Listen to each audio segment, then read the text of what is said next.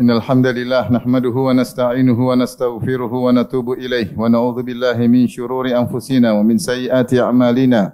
May yahdihillahu fala mudilla lahu wa may yudlil fala hadiyalah. Wa asyhadu an la ilaha illallah wahdahu la syarika lah.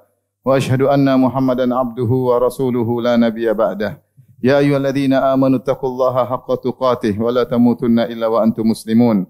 Fa inna asdaqal hadithi kitabullah. Wa khairal huda huda Muhammadin sallallahu alaihi wasallam wa syarrul umuri muhdatsatuha wa kullu muhdatsatin bid'ah wa kullu bid'atin dhalalah wa kullu dhalalatin finnar. Ma'asyiral muslimin, usikum wa nafsi bitaqwallah faqad fazal muttaqun. Sungguhnya menuntut ilmu adalah ibadah yang sangat agung.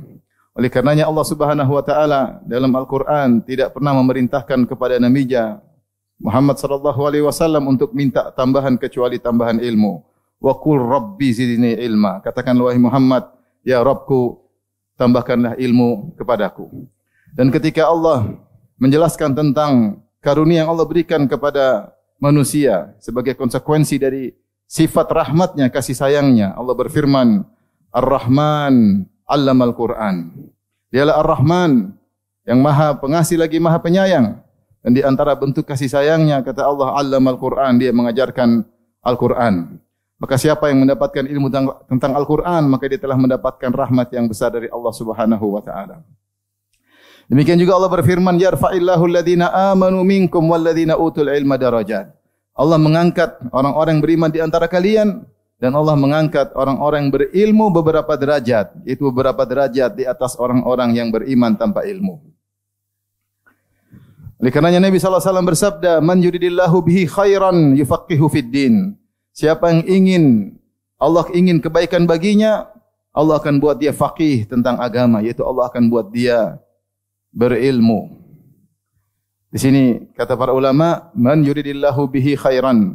Siapa yang Allah ingin bagi dia khairan, yaitu kebaikan yang besar, karena datang dalam nakirah litafkhim untuk menunjukkan kebaikan yang besar, yaitu diraih dengan ilmu. Ketika Nabi SAW ditanya tentang orang yang terbaik dari kalangan Arab, maka Nabi SAW berkata, khiyarukum fil jahiliyah, khiyarukum fil Islam idza faquhu. Sebaik-baik kalian ketika di zaman jahiliyah sebelum mengenal Islam, akan menjadi terbaik pula ketika Islam dengan syarat idza faquhu, jika faham, faqih tentang agama. Oleh karenanya agungnya ilmu disadari oleh para ulama, maka mereka mengerahkan segala kekuatan mereka semaksimal mungkin untuk bisa meraih ilmu sebanyak-banyaknya. Dan ilmu tidak bisa diraih kecuali dengan pengorbanan. Makanya Yahya bin Abi Katsir berkata, la yustata'ul ilm birahatil jasad, bahwasanya ilmu tidak akan diraih dengan berleha-leha, dengan bermalas-malasan. Sebagian salaf ditanya, bima adraktal ilm? Bagaimana kau meraih ilmu? Maka dia berkata, bis safari was sahar, dengan bersafar dan begadang. Yang lain ditanya, bima adraktal ilm, dari mana kau bisa meraih ilmu? Maka dia berkata, bil misbahi wal julusi ila sabahi, dengan ditemani lantera, pelita, kemudian begadang hingga pagi hari. Kalau kita lihat bagaimana kisah para salaf dalam menuntut ilmu, maka sungguh luar biasa. Di antaranya pada kesempatan kali ini saya akan menyampaikan 2 poin. Yang pertama adalah bagaimana mereka berkorban untuk rihlah thalabil ilm, melakukan safar, perjalanan yang jauh untuk menuntut ilmu. Dan tentunya zaman dahulu safar tidak seperti sekarang. Safar zaman dahulu sangat berat. Ya, kendaraan yang terbatas, kemudian terik matahari, cuaca kalau dingin sangat dingin, ya. Dan perlu uang yang sangat banyak, bekal yang sangat banyak. Makanya Syu'bah berkata, "Man talabal haditha aflas." Siapa yang mencari hadis maka dia pasti bangkrut. Oleh karenanya sejak zaman dahulu para salaf telah mengajarkan kepada kita berjuang, berkorban dengan bersafar, meninggalkan kenyamanan tinggal di negeri sendiri, bahkan meninggalkan keluarga, meninggalkan tanah kelahiran demi untuk mencari ilmu. Contoh yang pertama disebut oleh para ulama adalah contoh yang diberikan oleh Nabi Musa alaihissalam ketika dia mendengar ada Nabi Khadir yang punya ilmu yang tidak dia miliki, maka dia semangat untuk menuntut ilmu. Maka dia berjalan dengan fatahu, dengan pembantunya Yusha bin Nun untuk bersafar meskipun jauh sebagaimana Allah abadikan dalam Al-Qur'an. Wa idz qala Musa li fatahu la abrahu hatta ablugha majma'al bahraini aw amdiya huquba. Ketika Musa berkata kepada pembantunya, aku akan terus berjalan mencari lokasi pertemuan dua lautan karena di situ ada Khadir, aku akan berguru kepadanya. Kalau aku tidak menemukannya, aw amdiya huquba, aku akan terus berjalan meskipun puluhan tahun. Bersafar untuk mencari ilmu.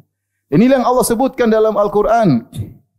Allah berfirman, "Wa ma kana al-mu'minuna liyanfiru kaffah." Falaula nafara min kulli firqatin minhum ta'ifatul liyatafaqahu fid din wa liyunziru qaumahum idza raja'u ilaihim la'allahum yahdharun. Hendaknya tidak semua orang pergi berangkat menuju peperangan.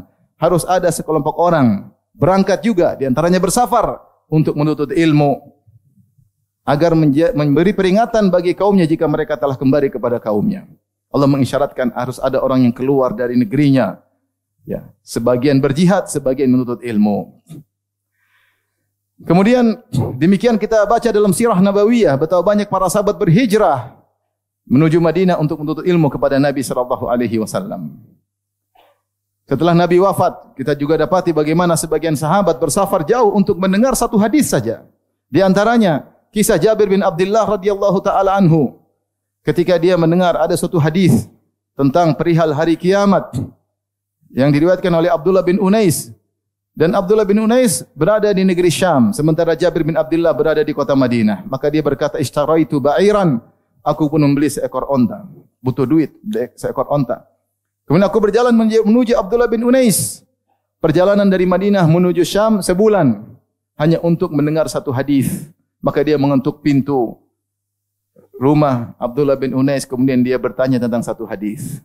Berjalan sebulan dengar satu hadis, kemudian balik lagi sebulan. Demikian juga diriwayatkan dari Abu Ayyub Al-Ansari radhiyallahu anhu dan dia tinggal di Madinah. Dia mendengar satu hadis, "Man satara musliman satarahu Allahu yaumal qiyamah." Siapa yang menutup aib seorang muslim, Allah akan menutup aibnya pada hari kiamat kelak. Dia mendengar hadis itu dan dia mendengar ada sahabat lain mendengar hadis itu pula. Maka dia ingin mengecek, maka dia pun berangkat dari Madinah menuju ke Mesir untuk bertemu dengan Uqbah bin Amir. Sampailah dia kepada Uqbah bin Amir, dia berkata, "Wahai Uqbah, aku mendengar hadis demikian dan demikian. Tidak ada yang mendengar hadis tinggal yang masih hidup kecuali aku dan engkau. Apakah benar?" Kata Uqbah bin Amir, "Benar. Sami'tuhu min Rasulillah sallallahu alaihi wasallam." Hanya untuk mengecek satu hadis, dia bersafar dari Madinah menuju Mesir, dan itu perjalanan yang sangat jauh. Demikian juga diwariskan oleh para tabi'in. Di antaranya Abul Aliyah berkata, "Kunna nasma'u ahaditha ashabi Rasulillah sallallahu alaihi wasallam bil Basrah. Falam narda hatta narkab ilal Madinah fanasma' min afwahihim." Kami mendengar hadis-hadis sementara kami di Basrah, di Irak, hadis-hadis dari para sahabat Nabi sallallahu alaihi wasallam. Namun kami tidak tenteram, kami ingin dengar langsung. Maka kami bersafar dari Irak menuju Madinah untuk mendengar langsung dari para sahabat Nabi sallallahu alaihi wasallam. Dan demikianlah kalau kita baca tentang biografi para ulama, para imam, mereka rata-rata bersafar. Di antara yang terkenal dengan safar Imam Al-Bukhari rahimahullahu taala, maka beliau bersafar berbagai macam negeri, ke Hijaz, Mekah, Madinah, ke Baghdad, ke Moro, banyak, ke Naisabur, sampai dalam rangka mencari hadis, sampai beliau menulis hadis dari lebih dari 1,000 ulama. Bahkan diriwayatkan sempat beliau kehabisan nafkah sampai beliau makan minal usbah, beliau makan dari rumput-rumput, ya, karena tidak ada uang. Bahkan pernah teman-temannya kehilangan dia dalam majelis ilmu beberapa hari. Kok Al-Imam Al-Bukhari tidak hadir? Maka dicek, ternyata dia bilang dia tidak bisa hadir. Dia sudah tidak punya baju, bajunya dijual untuk memberi makanan. Akhirnya mereka mengumpulkan uang untuk beliau rahimahullahu ta'ala. Maka demikianlah para salaf, mereka berkorban, bersafar menuju tempat yang jauh untuk belajar syariat Allah Subhanahu wa taala. Dan sungguhnya perjalanan mereka adalah jihad fi sabilillah. Mereka menjalankan hadis Nabi sallallahu alaihi wasallam, "Man salaka tariqan yaltamisuhu fi ilman, sahalallahu lahu bihi tariqan ilal jannah." Siapa yang menempuh perjalanan dalam rangka untuk mencari ilmu, maka Allah akan mudahkan jalannya menuju surga. Mereka juga menjalankan hadis Nabi sallallahu alaihi wasallam, "Man kharaja fi talabil ilm, fa huwa fi sabilillah hatta yarji'." Siapa yang keluar dari rumahnya fi talabil ilmi untuk mencari ilmu, fahuwa fi sabilillah, maka dia sedang berjihad di jalan Allah Subhanahu wa taala hatta yarji'a, sampai dia kembali ke rumahnya. Aqulu qawli hadza astaghfirullah li wa lakum wa lisal muslimin kulli dhanbin khati'a fastaghfiruhu innahu huwal ghafurur rahim.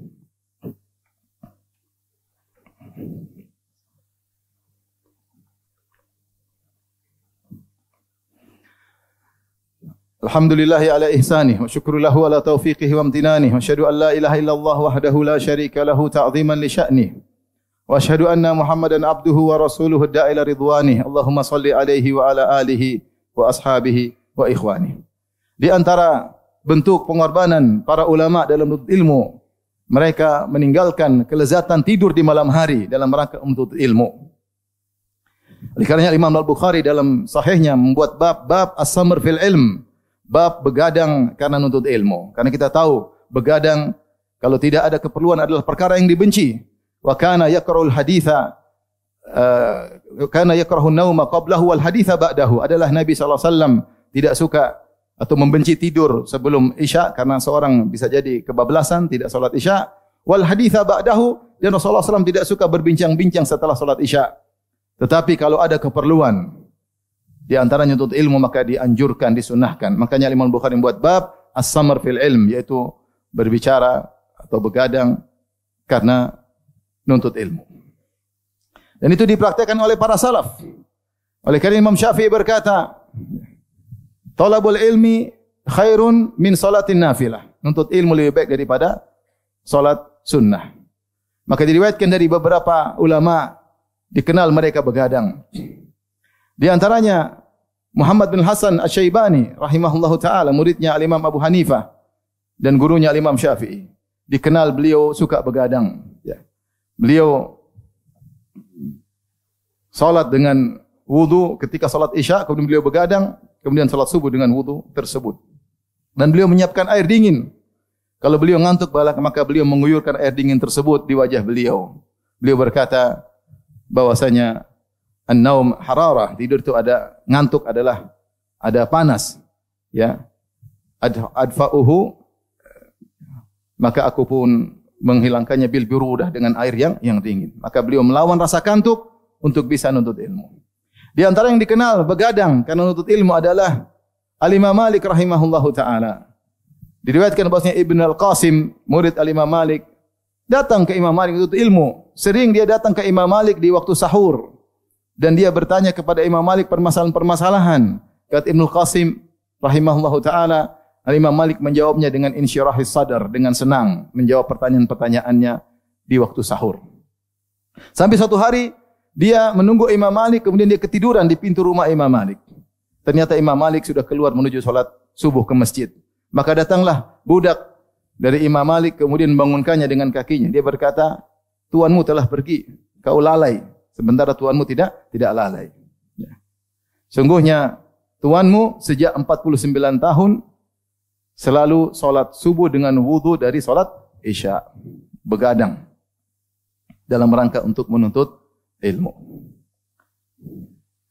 Demikian juga diriwayatkan dari Imam Syafi'i. Imam Syafi'i juga begadang. Putrinya Fatimah berkata, Kuntu usriju li abi fi lailatin 70 marrah. Pernah aku menyalakan pelita untuk ayahku. Imam Syafi'i bangun, dinyalain, nanti tidur lagi, dinyalain lagi oleh putrinya. Karena Imam Syafi'i ada sesuatu yang ingin dia pelajari atau yang mau dia catat, sampai 70 kali dalam semalam.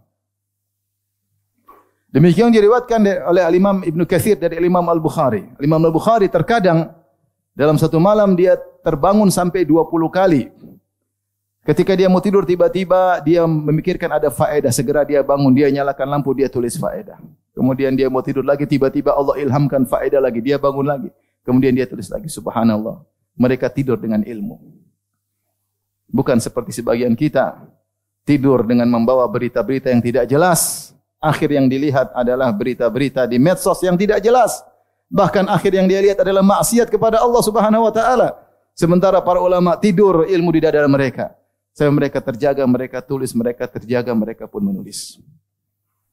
Karenanya begadang karena menuntut ilmu adalah kebiasaan para ulama. Al-Imam Syafi'i rahimahullah pernah berkata, "Biqadril kaddi tuktasabul ma'ali. Faman talabal ula sahiral layali." Sesuai dengan kadar keletihan, maka akan diraih hal-hal yang tinggi. Keberhasilan yang tinggi harus letih, harus lelah baru bisa berhasil. Faman talabal ula sahiral layali. Siapa yang ingin meraih ketinggian, dia harus bergadang di malam-malam hari. Waman ramal ula min ghairi kaddin adha'al umra fi talabil muhali. Siapa yang berkeinginan untuk meraih suatu yang tinggi tanpa keletihan, sungguhnya dia hanya buang-buang umurnya dalam mencari kemustahilan. Tarumul izza thumma tanamu laylan yaghusul bahra man talabal laali. Kau ingin meraih kejayaan sementara kau tidur di malam hari, tidak begadang untuk menuntut ilmu. Kau ingin tidur di malam hari, ingin santai-santai. Seorang yang mencari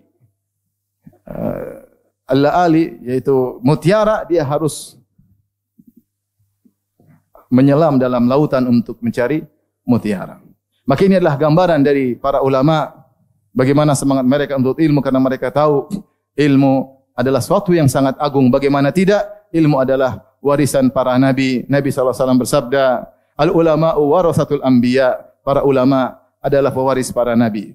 Wa innal anbiya alam yuwarithu dinaran wala dirhaman. Sungguhnya para nabi tidak mewariskan dinar dan dirham. Wa innama warathul ilma. Tetapi mereka mewariskan ilmu. Faman akhadahu faqad akhadha bihadzin wafir. Siapa yang menuntut ilmu, mendapat ilmu, maka dia telah mengambil bagian yang besar dari warisan tersebut. Kalau orang bangga mendapat warisan dari raja, mendapat warisan dari orang kaya, maka seorang harusnya bahagia ketika mengumpulkan warisan terbanyak dari Nabi Muhammad sallallahu alaihi wasallam.